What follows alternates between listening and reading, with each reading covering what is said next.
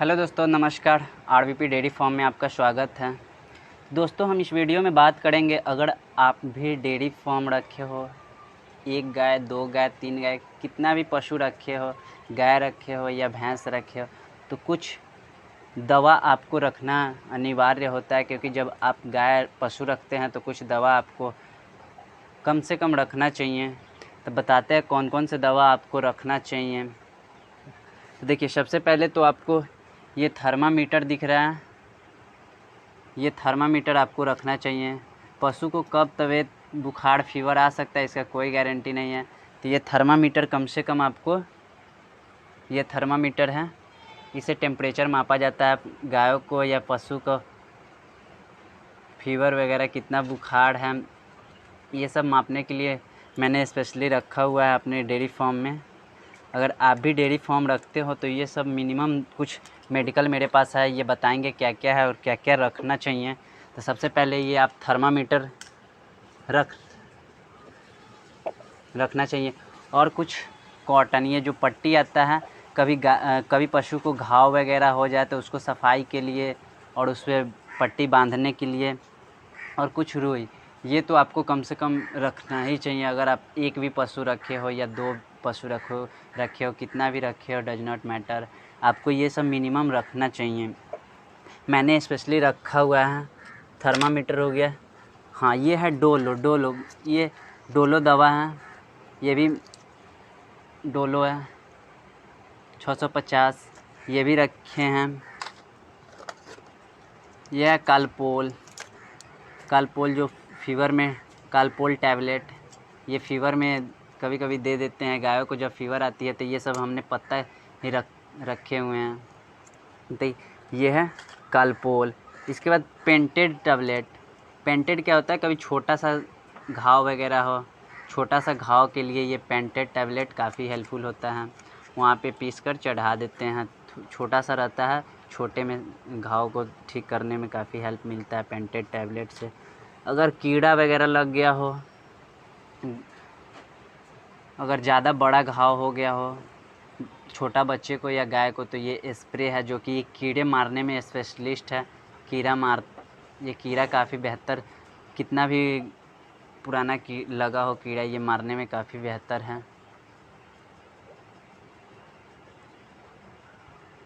एसिक्लीन ये है, ये मैंने रखा हुआ है अपने डेयरी फार्म पे। एसिक्लीन ये बड़ा कीड़ा वगैरह लग जाने के बाद मारने में काम आता है। ये है डोलो।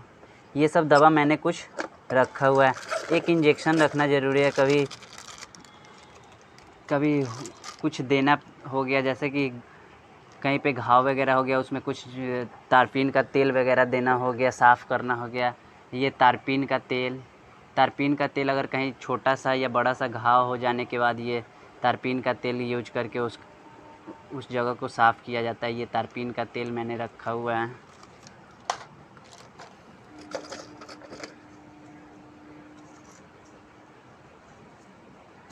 कुछ टैबलेट वगैरह, ये आई ड्रॉप है।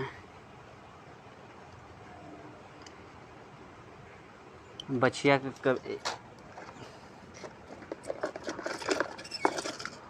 और ये एक नोरोफ्लस टीजेट, जो आदमी के लिए भी, जब आदमी को भी, ये स्पेशली मनुष्य के लिए भी आता है। मैंने बछिया को भी या गाय को भी दे देते हैं जब उसका पेट कभी कभी ख़राब हो जाए, गाय का गोबर एकदम गीला हो जाए, उसके लिए मैंने नोरोफ्लस टीजेड यूज कर लेते हैं।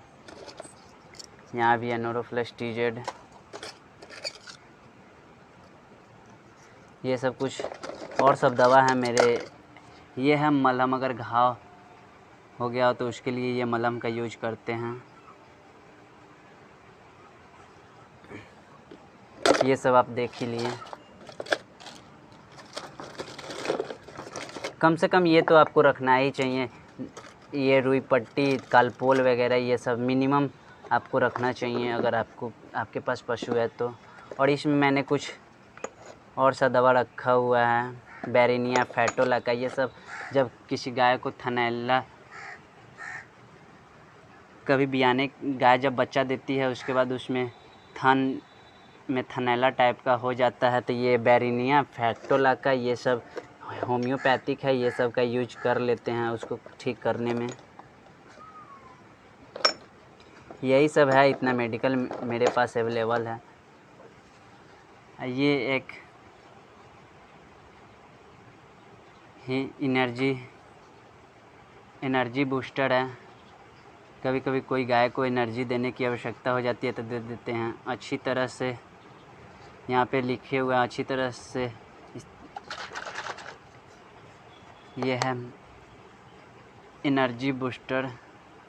एनर्जी बूस्ट करने में, गायों को एनर्जी बूस्ट करने में हीन बूस्ट प्लस है। ये कभी ऐसे इसमें है, ये कभी कभी लगे कि गाय को थोड़ा कमज़ोरी हो गया हुआ है, कभी सिचुएशन ख़राब पड़ जाता है तब ये देना पड़ जाता है, तो इसके लिए मैंने ये दवा इतना सा मेडिकल रखा हूँ। वीडियो अच्छा लगा हो तो लाइक करें, सब्सक्राइब करें। इस तरह का वीडियो मैंने और बनाते रहूँगा इस चैनल पे।